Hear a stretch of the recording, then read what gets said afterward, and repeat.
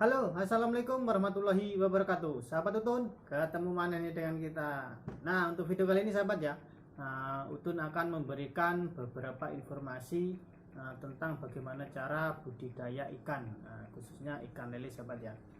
Nah, sebelum kita lanjut ke videonya, jangan lupa tekan tombol like, komen, dan subscribe.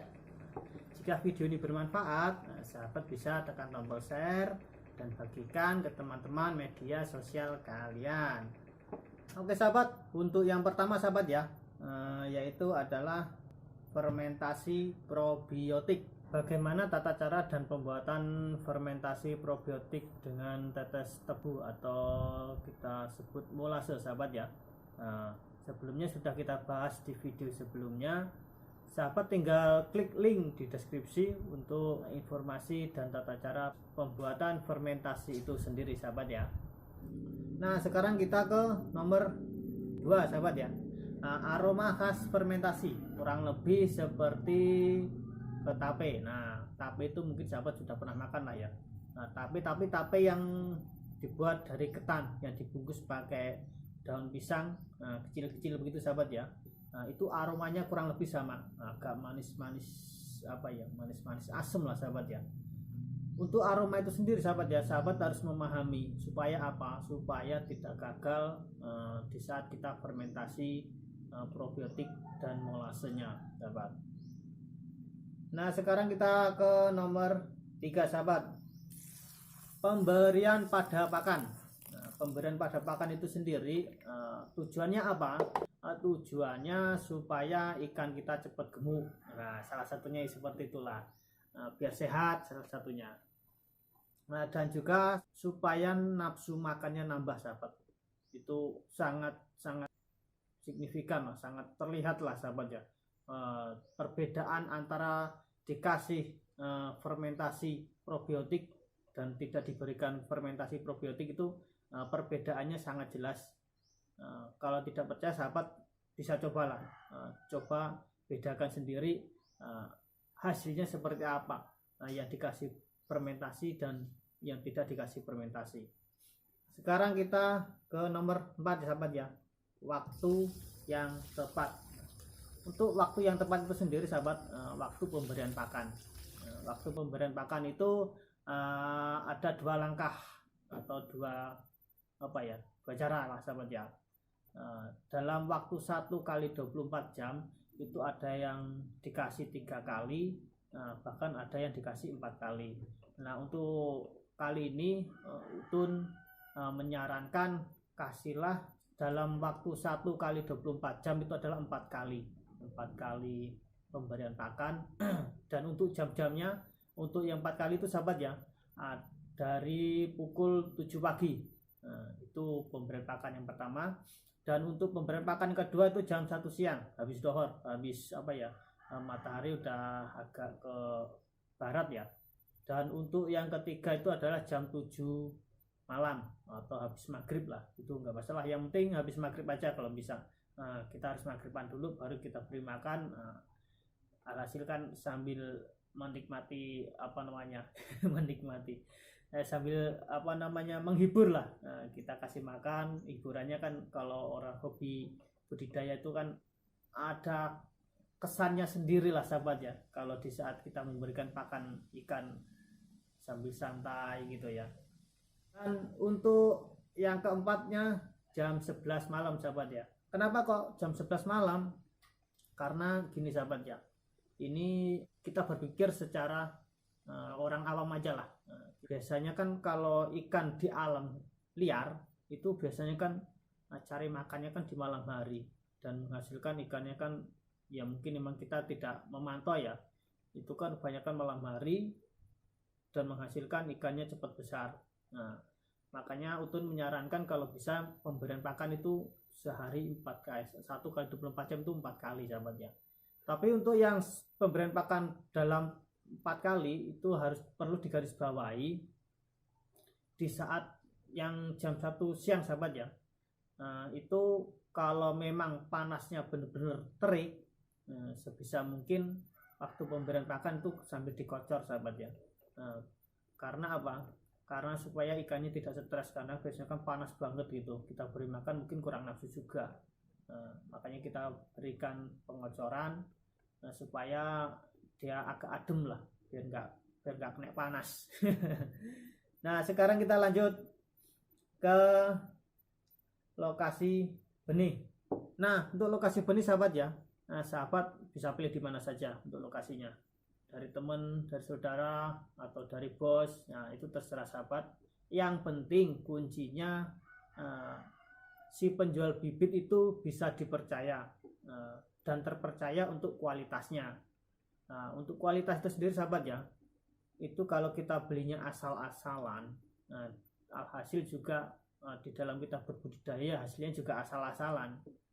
Kalau memang sahabat itu mau berbudidaya, carilah rekan atau sahabat yang menjual bibit yang benar-benar bisa dipercaya. Sekarang kita ke bibit berkualitas, ke nomor 6 sahabat. Nah, untuk bibit berkualitas itu sendiri sahabat, ciri-cirinya kalau kita kasih air. Nah, salah satunya ini kita kasih air kocor gitu ya, nah, dia akan melawan arus. Nah, itu insya Allah bibitnya atau ikannya itu benar-benar sehat karena dia melawan arus. Nah, kan ada yang kalau kita kocor berapa menit ikannya dia agak minggir-minggir. Nah, itu biasanya kurang sehat, salah satunya contoh sahabat ya. Nah, untuk masalah bibit sahabat ya, kebetulan ini Utun juga menyediakan segala macam ukuran bibit ikan lele sahabat ya, dan juga bekerja sama dengan rekan-rekan pewijah ya sahabat ya. Untuk pemesanan dan alamatnya ada di bawah sini, bisa hubungi di bawah sini.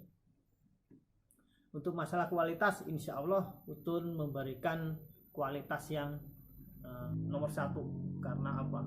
Karena kepercayaan dan kualitas itu adalah komitmen Utun untuk para sahabat yang ingin berbudidaya ikan lele ya.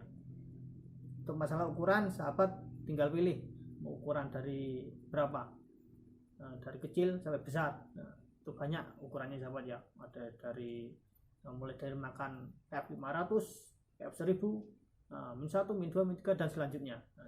Oke, sekarang kita lanjut ke nomor 7 sahabat, pelepasan bibit. Penting nggak pelepasan bibit itu dibahas?